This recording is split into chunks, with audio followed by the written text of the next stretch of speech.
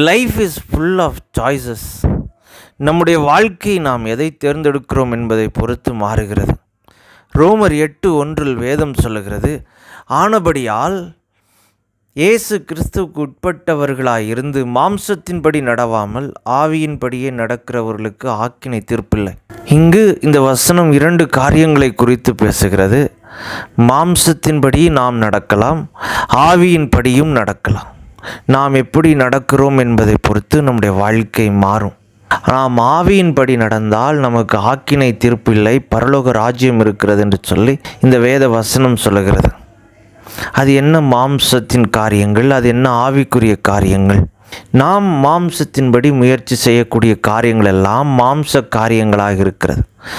பரிசுத்த ஆவியானவரை விடுத்து என்னால் இதை செய்ய முடியும், என் மாம்சத்தினால் இதை செய்ய முடியும் அப்படின்னு நம்ம மாம்சத்தில் முயற்சி பண்ணக்கூடிய காரியங்கள் எல்லாம் மாம்ச காரியங்களாக இருக்கிறது. முக்கியமாக பரலோக ராஜ்யத்திற்கு என்னுடைய மாம்ச பலனினால் நான் செல்வேன் என்று நினைப்பது.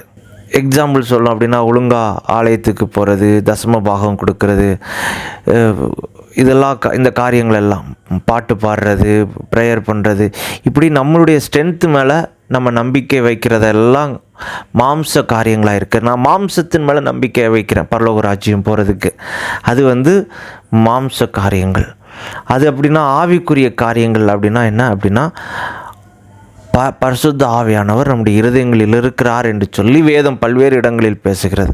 அந்த பரிசுத்த ஆவியானவருடைய சத்தத்தை கேட்டு அதன்படி நடக்கிறோம் என்று சொன்னால் அது ஆவிக்குரிய காரியங்களாக இருக்கிறது. நம்முடைய இருதயங்களிலே இந்த மாம்சத்துக்குரிய எண்ணங்களும் ஆவிக்குரிய எண்ணங்களும் தொடர்ந்து வந்து கொண்டே இருக்கின்றன. ஒவ்வொரு செயலுக்கும் மாம்ச எண்ணங்கள், ஆவிக்குரிய எண்ணங்கள் என்று சொல்லி 2 வகையாக நம்ம வகைப்படுத்தலாம். அது நம்முடைய இருதயங்களில் வந்து கொண்டே இருக்கின்றன. நாம் எந்த சத்தத்திற்கு செவி கொடுக்கிறோம் என்பதை பொறுத்து நம்முடைய வாழ்க்கை மாறுகிறது.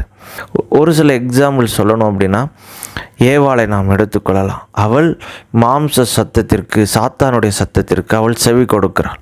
நாம் பேதுருவை எடுத்துக்கொள்ளலாம். அவனும் சாத்தானுடைய சத்தத்திற்கு செவி கொடுத்தான். ஒரு இடத்தில் நம்முடைய கர்த்தராகிய இயேசு கிறிஸ்து சொல்லுகிறார், எனக்கு பின்னாக போ சாத்தானே என்று சொல்லுகிறார்.